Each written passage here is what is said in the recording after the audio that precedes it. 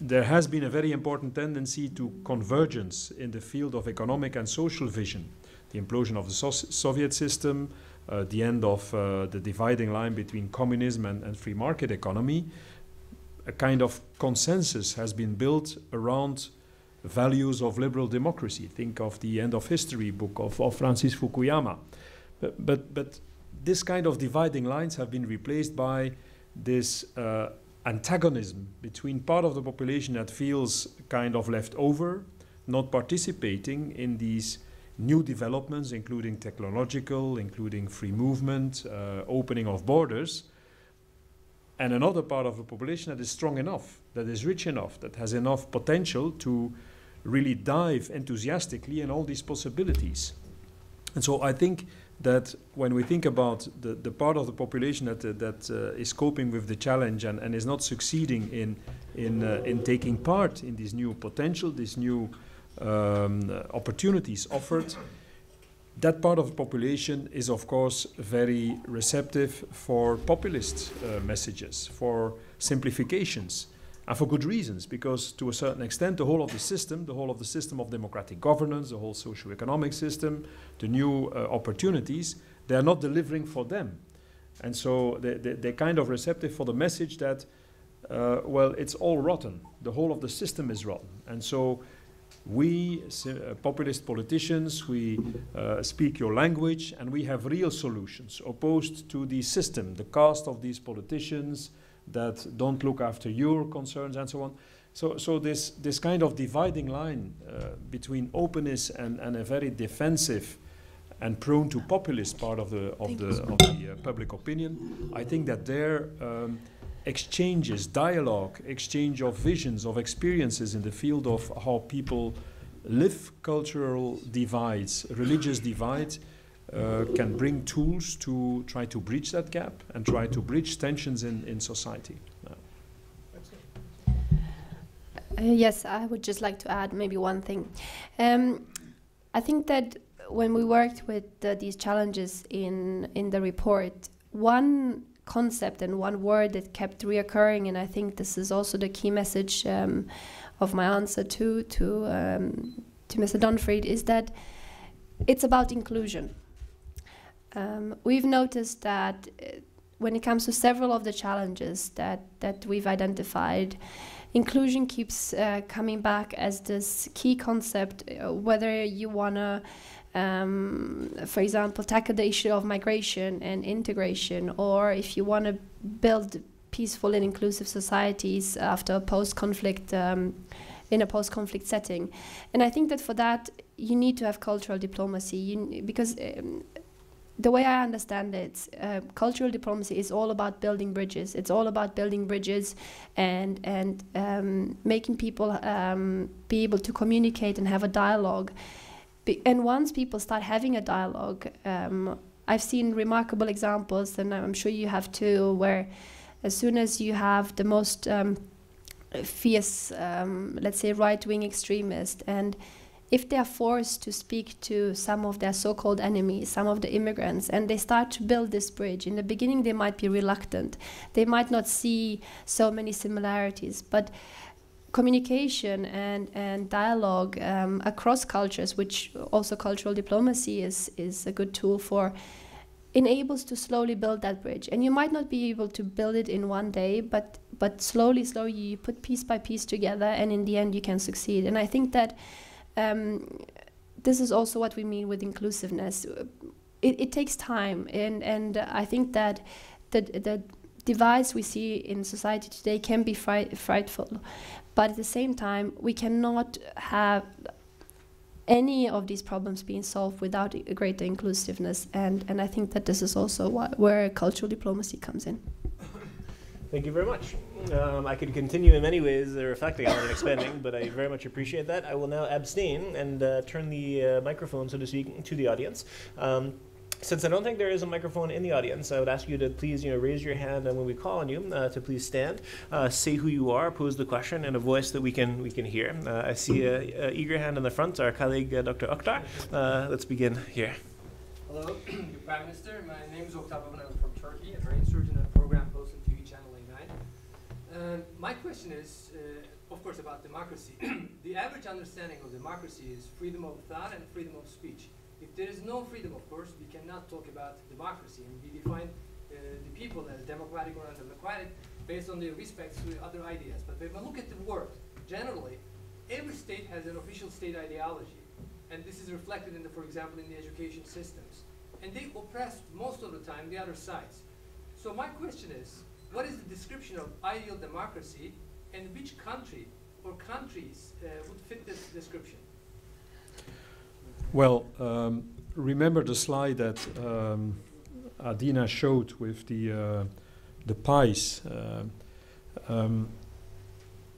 Democracy is a system of governance where public authority, the exercise of public authority is monitored by citizens, and where there is equality among citizens in the exercise of that control, that kind of monitoring.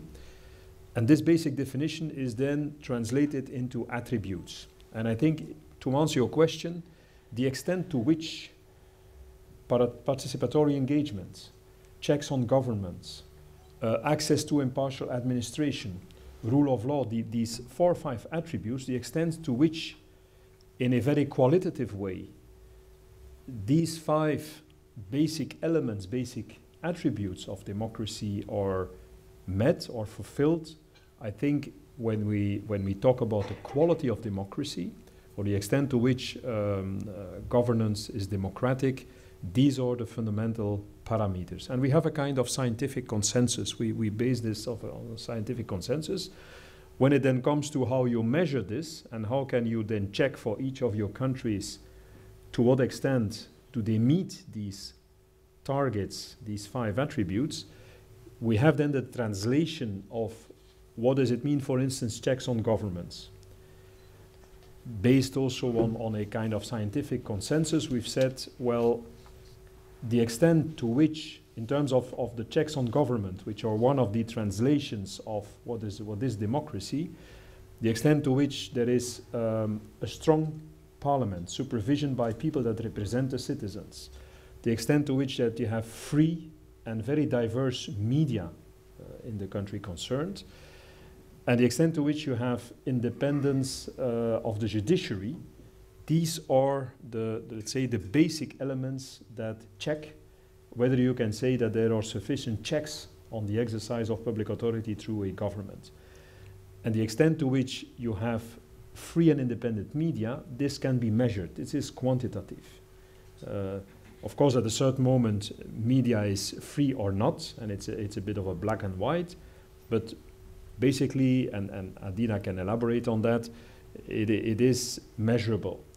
The strength of a parliament can be translated in measuring how strong a parliament is. For instance, what part of the legislation is based on initiatives by a parliament? To what extent is the parliament really weighing on government and even able of challenging a government and dismissing governments? So this is the system, and so in terms then the second part of your question, which is delicate, of course, is what are the ideal democracies? Once again, there is not such a model of democracy. It comes in different forms, and you can have countries that, for a certain aspect of their functioning, stand very high in the quality of their democratic governance. For instance, in terms of direct democracy, which is also one of the 16 criteria, it's very clear that the practice of referendum in Switzerland gives that country an outstanding profile in terms of the involvement of the population. But there are maybe other aspects, for instance, the financing of political parties in Switzerland, where the results are a bit, well, less convincing. Globally, all over let's say, throughout the whole of the definition and the criteria, and I'm a Belgian, so it's not a pro domo, what I will say, but I would say that Scandinavian, Nordic, Switzerland, Australia, there is a bunch of 25 nation states, countries, that, so to say, outperform the average of the current state of democracy, the current quality of democratic practice. I think as important as that is to see the dynamics. And I think in lots of countries where currently we are not yet at the stage of, for instance, Nordic Scandinavian democracies, you see that there is a very positive dynamic. And for instance, the Latin American continent is one of the, has experienced one of the most spectacular breakthroughs of democracy quite recently. And you see that some countries, well, they're still on their way, but nevertheless, they are making enormous progress. I think for Latin America, on the other hand, rising inequalities, the issue of unequal opportunities is still. But I add this example because it would be very arrogant for Western European people to say, well, we have the real democracies, and the other parts of the world should behave and copy our systems. That's not the truth. You can find, for instance, Botswana, Namibia are member states of ours.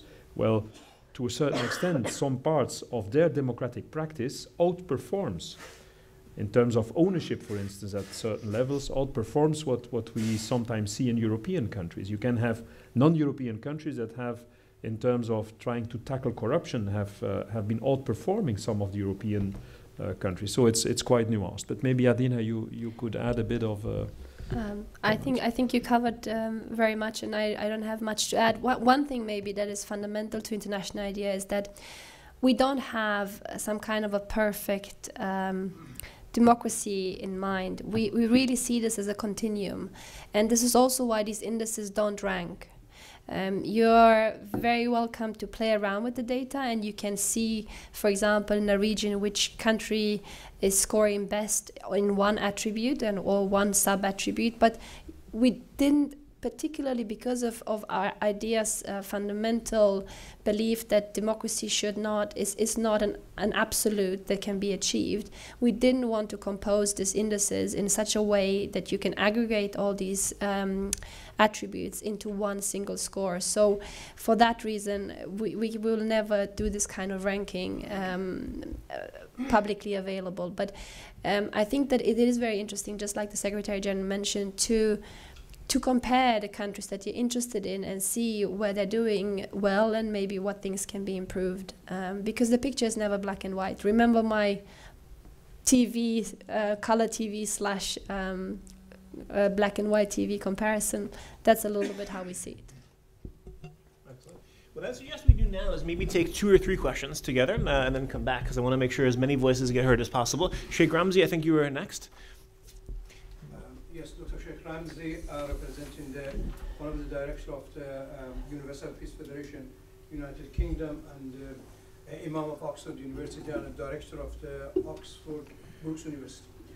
Your Excellency, you said a great thing, which I want to use it in my talk when I'm getting there. You said the democracy is not imported, is not exported, but is supported. That's a very, very good, very powerful thing which we have. With respect to that, of course, I want to see what the cultural diplomacy can do about this. Of course, in the United Kingdom, of course, we went and destroyed Iraq with the help of America, destroyed, and after that, Douglas held, after 20 years, the foreign minister said, their democracy is different with our democracy. We cannot implement our democracy to them. That's what Dr.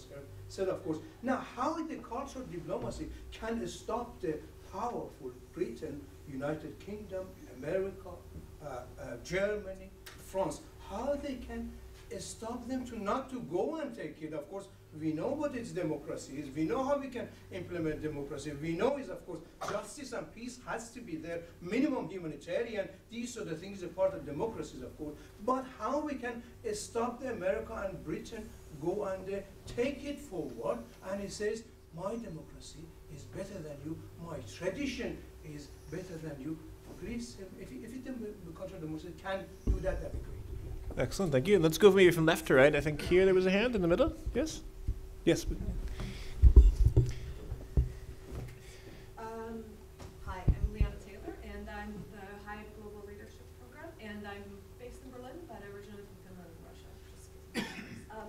So I guess, thank you for your presentation. I think the main things I think we can agree on is threats to democracies is corruption, economic inequality, and also access to resources. So I think some of these things stem from in some of the recent elections that we saw that people sometimes vote against their own self-interest because of lack of potentially education, of really understanding the complexities of the system.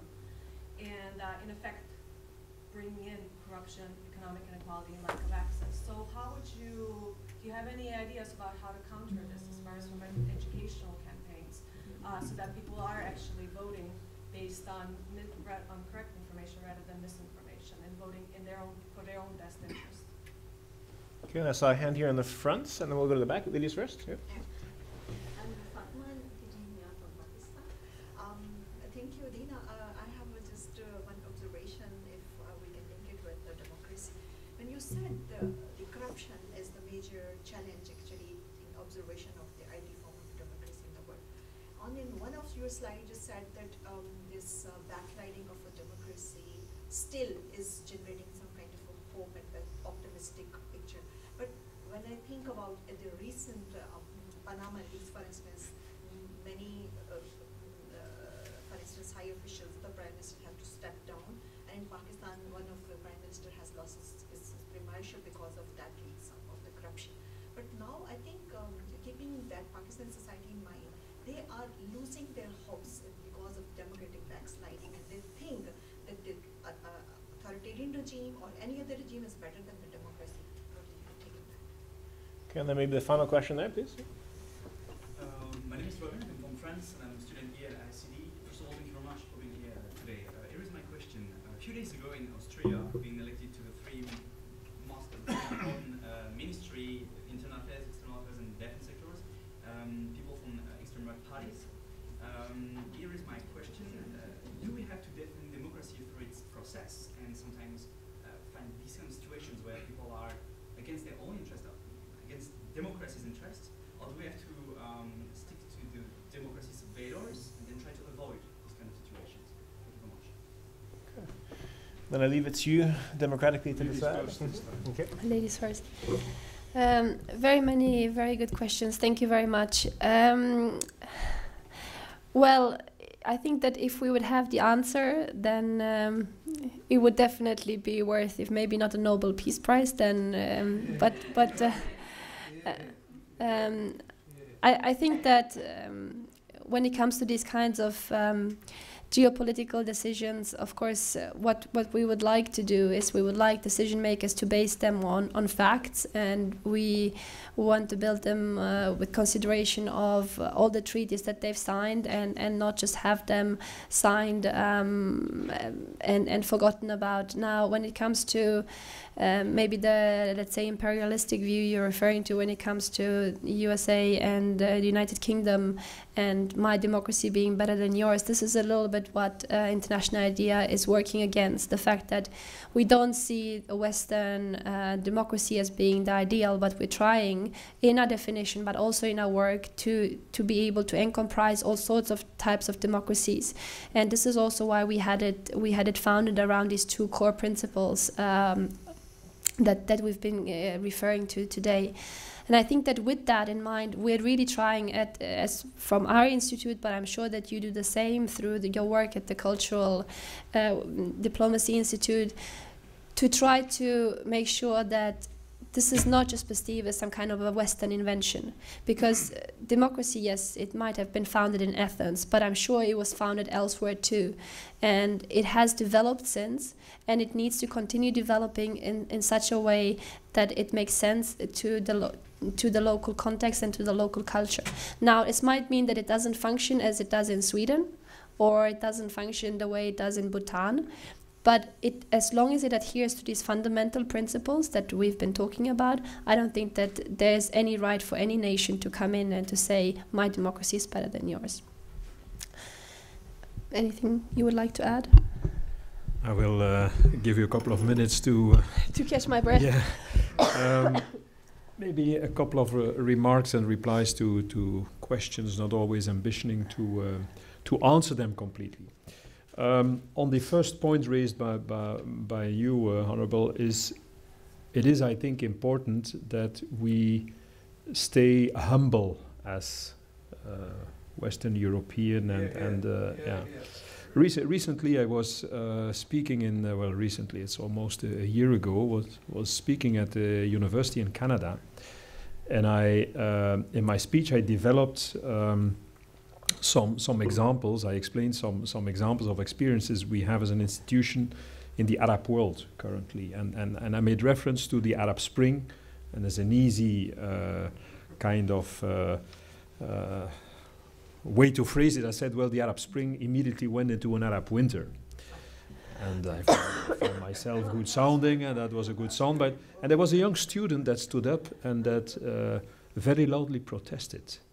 And I think what he said was perfect, was precise, and was at the right moment, and made me feel really, well, it was a lesson in humility to me. He said, well, with due respect, Mr. Prime Minister, but how do you dare to use this soundbite that makes what's happening in the Arab world a bit ridiculous? Because indeed, Arab Spring has not turned into fully fledged democracies in a period of time of 5-7 years. But do you know, and he made a mistake, he thought that I was Swiss, and he said, do you know that it took you until 1971, or I don't know, to give voting rights to women in Switzerland? Do you know, and he gave 7 or 8 examples, he said, and in France it took you 80 years in the 19th century to build up a... So I think we should be aware of the fact that democracy is in geographical sense, and in the sense of the timeline of history of humankind, has a quite until now very limited scope, and is fragile, shows resilience, and we should be very understanding for the fact that countries on their path to a better, transparent, good delivering democratic system, that it is essential to be patient, to have to give time all the possibilities to do its work. And so that is important, I think. When you talk about UK, US, I would like to add that the founding fathers of my institution, well, our institution, I don't know if it's still relevant now, but in 1995 they had discussions about what would be the criteria for membership. And one of the discussions that was not really formalized was that International ID would not have, certainly not at the beginning, permanent members of the Security Council amongst their constituency of member states, just to avoid that the work of the institution would at a certain moment fit into an agenda of the Security Council. Personally, I think you can approach this a bit more nuanced. I think that France, UK, the US, they are quite different now in terms of, and there are ups and downs in terms, and there's volatility at least in their vision on how we should or should not preach some political ideals, but still this was a very important informal decision or kind of decision, and it was inspired by just trying to avoid what you refer to teach the world how to behave, to have a political agenda in promoting democratic governance. Once again, we have a non-prescriptive, our approach, our institution is owned predominantly by countries of the South also, and there is a real horizontal interaction between these countries. I give you one example. There is a rotating chairmanship. This year it was Peru, next year is Namibia, Mongolia held the chair a couple of years ago, so it's really owned by member states that are very diverse in, let's say, the way democracy has been developed. To the question about, I think it was a question related to how people look at democracy and are sometimes frustrated by democracy. This is, of course, one of the main challenges democracy is facing, and I think all kinds of governance, it's the lack of delivery, it's the delivery gap, and certainly in a tense political competition where promises sometimes go beyond what is realistic in terms of delivery in the period of time of a legislature, for instance, of a mandate, the delivery gap is a source of frustration and is a source of negative assessment of the value of democratic governance. We have a non-utilitarian approach of democracy. Of course, democratic governance should not be only a goal as such, should always be used to improve the life conditions for people, for citizens. But on the other hand, we think it's a fundamental human right. It's a fundamental right for citizens, for human beings, to have a say in their future, to have a say in what happens to in their daily lives, to essential elements of, let's say, the preconditions to be happy and to develop your life. So we have a non-utilitarian approach, but nevertheless, I think the delivery gap, the gap between promises and delivery, is really key. I think in terms of how to address these, a very important role has to be played by objective facts and by sources of facts, figures, objectiveness. A couple of words to elaborate on that. I think in a world where news, where public opinion making and decision making is to increasingly dominated by very horizontal dynamics, social media, where there's not such a thing as an authority that says, well, this is the reality, and we will try to approach that reality, but where lots of, let's say, not lies, but also not really facts are vehicled through social media, and where the debate kind of is biased based on that, it is an essential role to have a source of unchallenged, objective facts, figures, knowledge, basic elements. And I would include that fundamental human rights should at least be in accordance, like they were phrased in the United Nations framework, should be a kind of basic principle that everybody has to accept as part of the rules of the game. Last element, in that framework also, I think that training, education,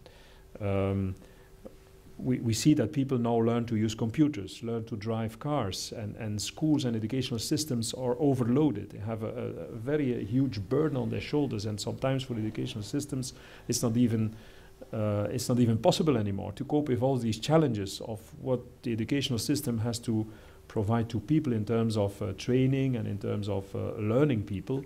But I think that the basic principles of citizenship should be included in what people should have as capacities, knowledge when they leave schools at 16, at 15, 16 or 18 years. So there is an enormous role, a very important role to play, I think, for the schooling system, and public authorities should invest in that.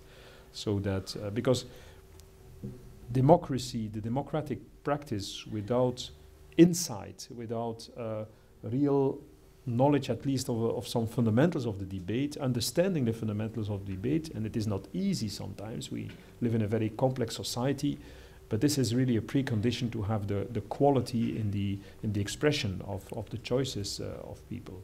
So I think this also refers to the Brexit and other referendum topics, but good information, helping people to know what exactly is at stake and how reality, complex reality sometimes plays out, I think is essential. And we have good examples. I quoted Switzerland. You will never have a referendum in Switzerland without having distributed a very neutral information about, was this the question exactly? What are the options that are on the table? What is the pros and cons, so to say? How is it in terms of the figures? So there is a very important role for public authority, providing facts, in guaranteeing that the discussion can be based also on some principles, and then also in terms of education. Yeah. Yes, and if I may add to that, I think that what I also wanted to say is that there's also an importance of political communication. Now, I know a lot of people that basically shut off when it comes to actually following what a politician say, and very few politicians that actually know how to speak so people understand. And I think that it's again about bridging the gaps. It's about bridging the gaps so you know how to communicate to your constituency, but also how the constituency can communicate with the politicians. Because I think that for a very long time, politics has only been a one-way street, and now people are demanding to be able to listen to and to communicate. And I think that for that we do have the tools, but I still just think that there's a lot of work needed to be done in terms of actually communicating in such a way that it's perceived by the citizens as something worth listening to. I don't believe that politics is about Twitter messages, though. I don't think that politics is simple, and this is also why I agree with the Secretary General's approach that you know, you need some kind of a basic education in order to be able to understand how you can be politically active, what it takes to be a citizen, what it takes to live in a democracy. And I think that for many things in life, you need a passport, you need a driver's license, you need some kind of a proof that you've learned something.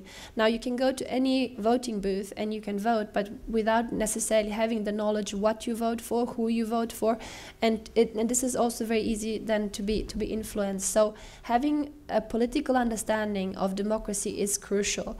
And I come from a country, I grew up in a dictatorship. I come from Romania, and I think that for a lot of people growing up in my generation and previous, politics was something dirty, and it still is for many people. They do not want to have anything to do with political parties. They don't want to get engaged.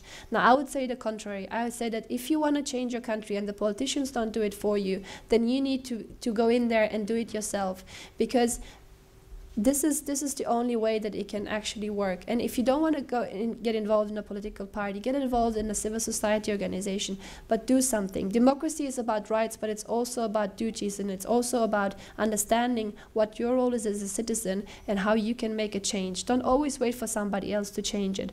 And when it comes to the disillusionment that a lot of people feel with democracy, I understand it, because people want instant reward on their decisions. They think that they elect somebody and then the next day things will happen. It happened in my country as well. We had the revolution, democracy, so-called democracy came, and people expected things to be like in Germany. Now it doesn't work like this. It takes up to 100 years for a society to change, but you also need to have education to understand how the rules of the game. You cannot play if you don't know the rules. Maybe concluding reflections?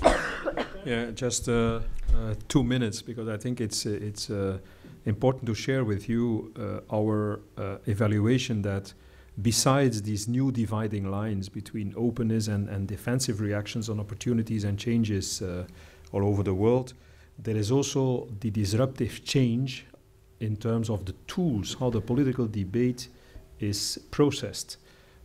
So to summarize, we see now how we try to find solutions for the 21st century problems based on ideologies of the 19th century, using tools of the 20th century.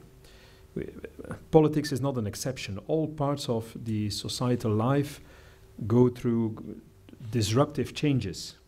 The economy, health, media, and so on. And so politics is not an exception. Well, at the contrary, the political debate is a kind of result of all these underlying, even underpinning, dramatic changes. Societal processes used to be very structured, very vertical, very formal. That was with parliaments, with a government, with political parties, with multi-layer, multi-level decision-making. And the ICT and the globalization has brought not only open borders, but also speed, informality, easiness of access. This is completely different. I started politics and I became a chair of my party. I remember to just briefly, let's say, depict a bit how I lived this through in the 20th century. My political week, for instance, would start a Sunday evening when my wife and kids were watching TV that was not interesting to my opinion. I would sit aside and I would say, well, what happened last week? What is at stake in terms of political agenda? What has been said on the TV programs this morning? And then I could say, well, these will be the 3-4 main issues that will be in the political debate for the next week to 10 days. And then the Monday morning I went to Brussels. I was chairing the Politburo, so to say, of our party. We would have conclusions. Then on Tuesday we would discuss that with our members of parliament. We would give a statement. And these 3 to 4 issues would still be the core of the question time in parliament on Thursday. Now this has completely changed. You have, there was a reference made, I think, to the Panama leaks a bit earlier. Well, the Panama leaks, this is happening a Sunday afternoon. In the evening, an Icelandic politician has to resign, and the Sunday evening itself, a lot of politicians have to make statements without having the opportunity to reflect, to discuss with their party members, with their parliament, with their government. And I mean, most of the consequences have played out for the Monday and the Tuesday, and then you have another agenda setting. Something else comes on the agenda. So this speed of public opinion making and decision making, this is, I think, still underestimated, and this is really disruptive, acts in a disruptive way towards our traditional systems. And so that's one of the reasons why you have, for instance, in a neighboring country here now, somebody who's starting, I think, in a good way his presidency, was elected, and only after elections now starts to think to, well, how will I build up a political party? It has always been a different way. You had ideas, you sort of sat together with people, you started an organization, a movement, social political movement, and at the end of the, let's say, the journey, you managed to be elected and you managed to influence the political agenda or take the leadership of a country. Now you, in a very new way, you take the leadership of a country and then you say, well, to make this sustainable in the long run, maybe it's better to have a bit of a structure, and you start to engineer a political party. So this is the kind of disruption. We still have to try to see how we handle these challenges that relates to that. Thank you very much, Mr. Leterme. Unfortunately, we're out of time, so we do need to conclude now. But firstly, I would like to ask everyone to please join in expressing our sincere gratitude to Mrs. Trung and also Mr. Leterme for excellent presentations and excellent discussions.